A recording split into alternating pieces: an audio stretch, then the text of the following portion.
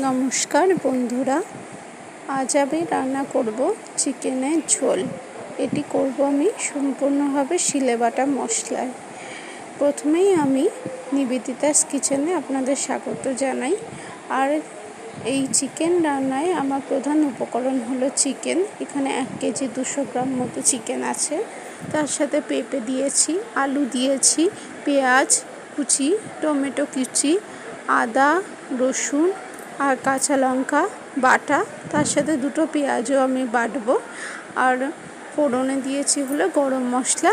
তাছাড়া গরম মশলা কিছুটা আমি বেটে নেব শিলে, আর কিছুটা ফোড়নে দেব। আর নুন, হলুদ, লঙ্কার গুঁড়ো এগুলো তো লাগবেই।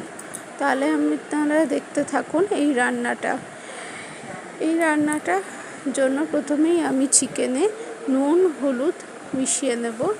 নুন হলুদ মিশিয়ে নিয়ে আমি কিছুক্ষণ চিকেনটাকে রেখে দেব। এই চিকেনটা রেখে দেওয়ার পর আমি তারপরে এই চিকেনটা আস্তে আস্তে রান্না করব।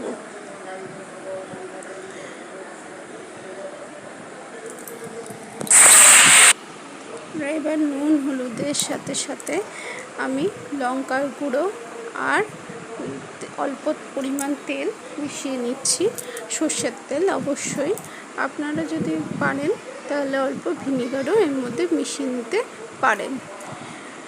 তো এই রান্না করতে করতে আমি একটা কথা জানিয়ে দিই, এই চিকেন কারিটা হলো ভারতীয় উপমহাদেশ থেকে উদ্ভূত একটি দক্ষিণ এশীয় খাবার। আর এই ভারতীয় উপমহাদেশ, ক্যারিবিয়ান, দক্ষিণ পূর্ব এশিয়া, গ্রেট ব্রিটেন এবং কেনিয়ায় এটি অতি সাধারণ একটি রান্না হিসেবে পরিচিত হয়ে থাকে। তো এই তথ্যটি আমি অনেক কিছু ঘাঁটতে পেয়েছি, তো আপনাদের সাথে শেয়ার করলাম। এবার আমি মূল রান্নাটায় ফিরে আসি। প্রথমে আমি কড়াইতে তেল গরম করে নিলাম। এরপর আমি পেঁপেগুলোকে ভাজতে থাকবো। পেঁপেগুলো ভাজতে একটু নুন হলুদ দিয়ে নেব। পেঁপেগুলোতে নুন হলুদ দিয়ে পেঁপেগুলোতে ভাজতে আমি আরেকটা কথা জানিয়ে দিই, আপনাদের যদি এই রান্নাটা ভালো লাগে তাহলে অবশ্যই লাইক করবেন, আর বাড়িতে রান্না করে দেখবেন যে কীরকম হয়েছে। আর অবশ্যই আমার চ্যানেলটাকে সাবস্ক্রাইব করবেন। তো আপনারা দেখতেই পাচ্ছেন পেঁপেটা ভাজা হচ্ছে। পেঁপেটা ভাজতে একটু লাল হয়ে গেছে। এবার কিছুক্ষণ পরে আমি এগুলোকে তুলে নেব। এবার আদা রসুন কাঁচা লঙ্কা আর 2টো পেঁয়াজ আমি শিলে বেটে নিয়ে আমি রেখে দিয়েছি।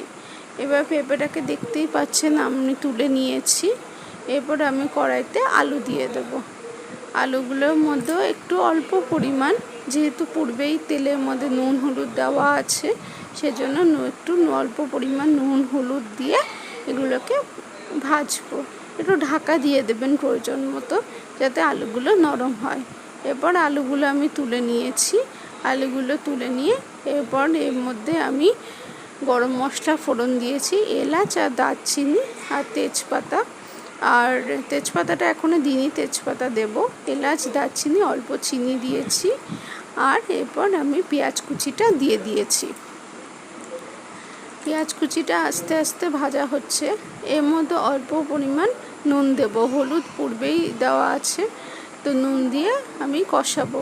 ভাজতে একটু লাল হয়ে যাওয়ার পর আদা রসুন কাঁচা লঙ্কা এই বাটাটা দিয়ে দেবো। এর মধ্যে একটু অল্প গরম মশলাও আছে, একসঙ্গে আমি বেটে নিয়েছি শিলে। এই বাটাটাও আমি দিয়ে দেব। এবার বাটতে এরপর আমি আরেকটা কথা আপনাদের বলে রাখি, এই রান্নাটা আপনারা অবশ্যই বাড়িতে রান্না করে দেখবেন, আপনাদের অবশ্যই ভালো লাগবে। শিলে বাটা মশলা একটা অন্যরকম স্বাদ দেয়। মিক্সিতে তো আমরা সবসময়ই বেটে রাখি, শিলে বাটা মশলায় রান্নাটা করে দেখবেন, আপনাদের অবশ্যই ভালো লাগবে। এর মধ্যে একটু তেজপাতা দিয়ে দিয়েছি। তেজপাতা দিয়ে এবার টমেটো কুচিগুলি আমি এর মধ্যে দিয়ে দিয়েছি।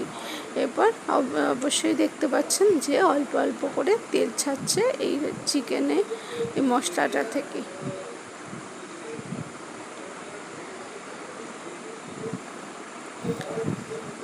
এরপর এরপর আমি চিকেনগুলো দিয়ে দিয়েছি। চিকেনগুলো নিয়ে এদিক ওদিক নাড়াচ্ছি আর ঢাকা দিয়ে দিয়েছি। আবার আমি একটু নাড়িয়ে ঢাকা দিয়ে দিলাম। এরপর দেখতেই পাচ্ছেন যে তেল বেরাচ্ছে। তেল বেরানো মানে চিকেনটা অনেকটাই সেদ্ধ হয়ে এসছে।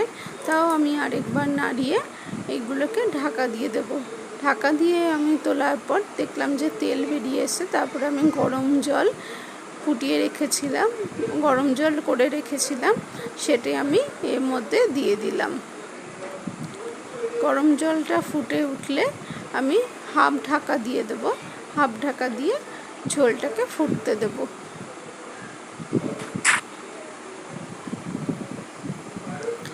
আর কিছুক্ষণের মধ্যে আমাদের রেডি হয়ে যাবে চিকেনের ঝোল।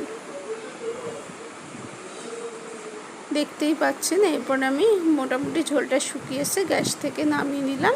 এবার আমাদের রেডি হয়ে গেছে রান্নাটি।